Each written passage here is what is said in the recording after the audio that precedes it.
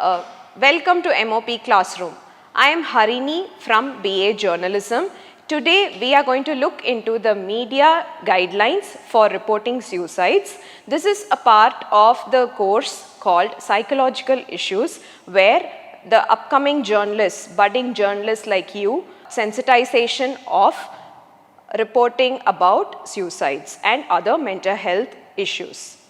To begin with, we need to look into the global statistics as well as our country's statistics. We need to know where as a country we stand as per the suicide rate report.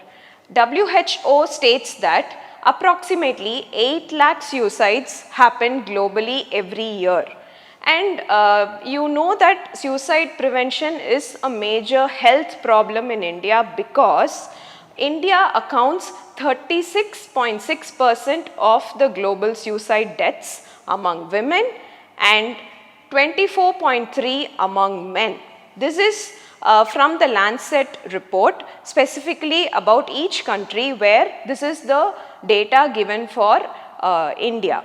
Also, it is estimated that every suicide impacts at least 6 people directly or indirectly who are affected by the suicide directly, because they could be related to the deceased person, or even attempted suicide will have its own impact on the people around them.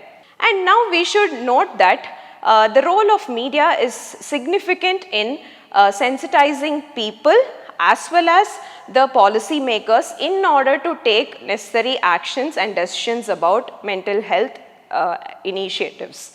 In this context, WHO also suggests that positive and responsible reporting of suicides actually promotes help-seeking behavior. That is the prime idea behind responsible reporting of suicides, where you should be able to spread the idea of help-seeking behavior among people, among readers and news consumers.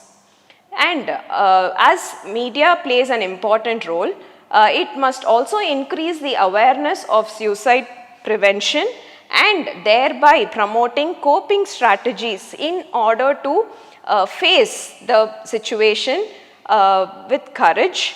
On this note, the media playing a significant role, it must also increase the awareness of suicide prevention and must also promote coping strategies which can help reduce the suicidal behavior among people. Therefore, responsible reporting is a must when it comes to reporting suicides, because media works as a protective factor, and it also motivates vulnerable people to take alternate actions like help seeking with a professional, or at least know how to focus on coping strategies rather than thinking of anything in the wrong path.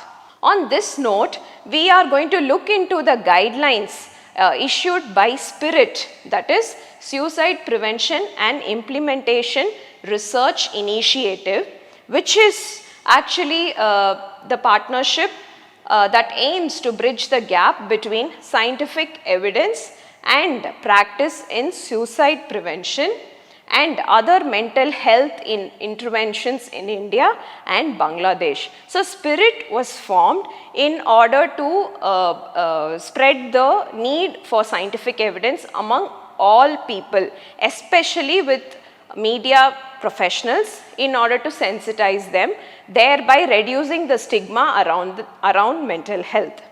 On these lines, SPIRIT issued guidelines to sensitize media professionals and organizations in India about best practices for reporting suicide.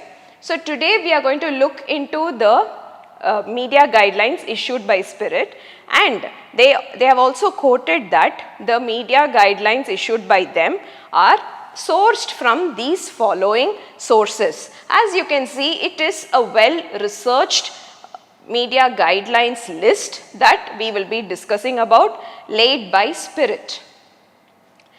Before we begin into specific guidelines, let's look into the general guidelines. General guidelines first begin with, as you all know, to weigh the newsworthiness of a story or a report rather than any other news factor. Likewise, even for reporting suicide, you should evaluate the newsworthiness and its impact on people, that is, their near relatives, whether it's going to have a positive outcome or a negative harm. So, keeping that in mind, you can evaluate the newsworthiness of the story. You should, as a journalist, the checklist must be verified by mental health experts for a better and responsible reporting. And also, once you are done with the report, instead of getting into the mode of breaking the news, first please get it verified and checked by a mental health expert, a counselor or a mental health professional. Mainly, you must keep in mind the impact your story is going to create among the family members, both a positive outcome or a negative harm. The third point about suicide reporting is that it is preferable that suicide reporting should be done by health reporters than crime reporters. In today's media world, we are witnessing that crime reporters report about suicides than health reporters. One major advantage in having health reporters report suicide is that they have a better knowledge of the nuances of mental health issues and how to report on them.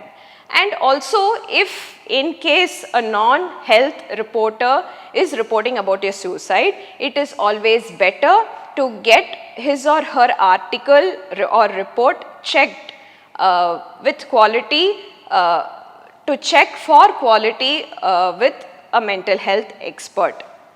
And main thing is, as journalists, you must focus on prevention as the overall approach. Though you are able to spread awareness through your article or report, you must keep in mind that this main input, that is prevention, is the main point that you must have in mind while drafting your article.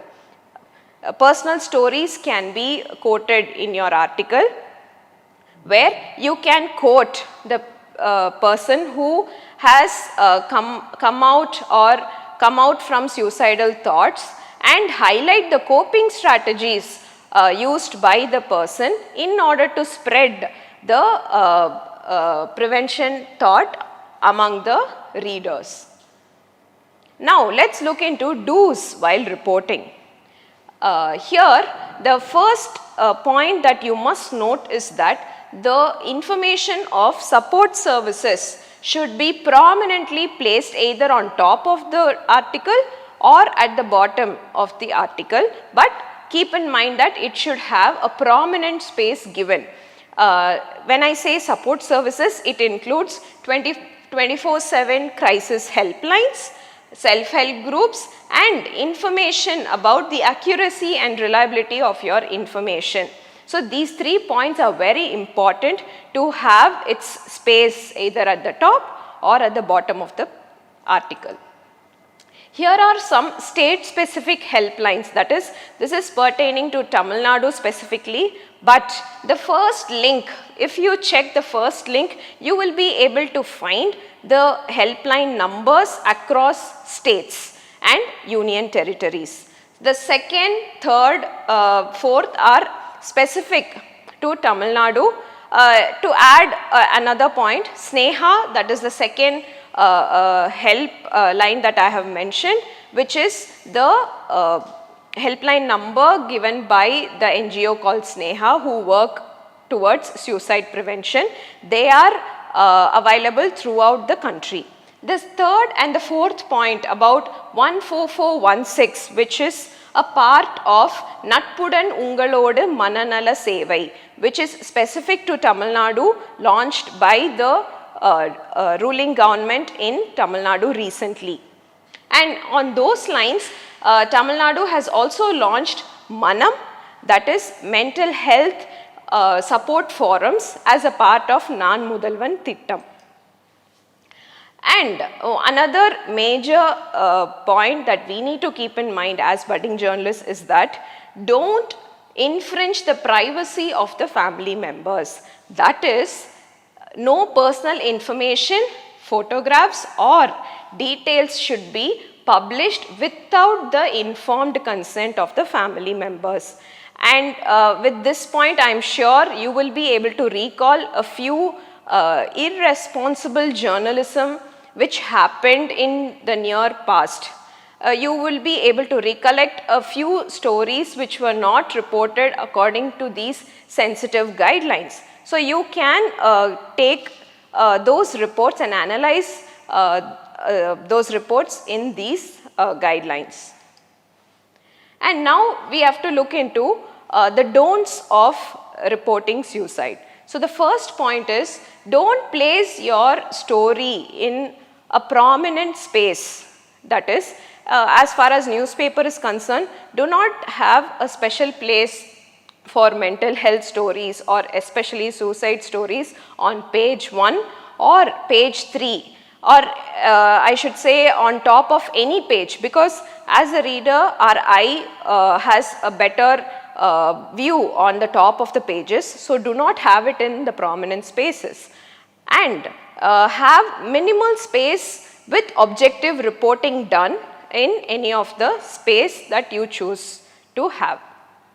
And also in case of broadcast media, suicide stories should be present in the second or third break rather than a lead story or a breaking news story. You would have already seen flash news story which goes for the whole day about celebrity suicides, etc. So we should, as responsible journalists, not follow such breaking news pattern. We should sensitize ourselves and follow the media guidelines while reporting suicides listed by Spirit. On those lines, I would like to mention the second point, that do not have sensational headlines or do not glamorize suicide. Or in the name of simplifying, sometimes journalists also oversimplify suicides or the reasons for suicides. So please take a personal note on not sensationalizing suicides, especially on the headline. One quick tip that I can give you is that do not have the word suicide in the headline at all. Even if it is going to have a small space that occupies your newspaper or the digital space, wherever it is, do not have the word suicide mentioned in your headline. Use appropriate language. Take immense measures in getting your copy corrected while reporting suicides. This is used for the budding journalists and even professional journalists for that matter. It's an easy to understand table that is issued by Hunter Institute of Mental Health on reporting suicide and mental illness, where you are able to see that problematic phrases being used by media professionals already, and the appropriate phrase which has to be used or replaced instead of problematic phrases. Starting with, instead of successful suicide or failed suicide, you can use the appropriate phrases like died by suicide, took their own life, non-fatal attempt, suicide attempt. So these are the approved appropriate phrases that can be used by the media professionals. Likewise, instead of using so and so committed suicide, that is not the approved phrase. Rather, you can have so and so took their own life or so and so died by suicide. So why there is a mention of not using committed suicide is because suicide is not a crime which is committed. So that is why there is a better appropriate phrase that you can use. And on the same lines, instead of using suicide epidemic, you can use increasing rates of suicide or high rates of suicide. So it's any day better to use simple appropriate phrases rather than problematic phrases. And the last point is very much important, where you shouldn't use suicide as a metaphor or out of context, like political suicide or suicide mission. Now, again continuing with don'ts of reporting about suicide, we also saw about the headlines in the previous slide. Now, about the photographs and video footages while reporting about suicide. You shouldn't use photographs or video footages when it comes to reporting suicides. And in case if you get an informed consent from the family members, you can publish it. But here the important point is that as journalists, you should have a recorded informed consent from the family members or the near and dear ones. Only then, if they allow you to publish their photographs or video links or video footages of the deceased person, you can go ahead. Otherwise, you cannot have photographs and or video footages of the deceased person published. Next, I am sure you would have seen this very frequently in celebrity suicides, that is publishing personal messages, social media posts, or even email conversations of the deceased person. That is absolutely wrong when it comes to sensible reporting about of suicides, because this media guideline says that such personal messages, social media posts and emails of the deceased person and or their family members should not be published. So keep these guidelines in mind while reporting about suicide. And these are the references that I have taken for today's class about media guidelines for reporting suicides. If you have seen the references, it's a vast list of references where I have been able to take up points from various reliable sources. So keeping in mind all these guidelines, please go ahead in completing a class.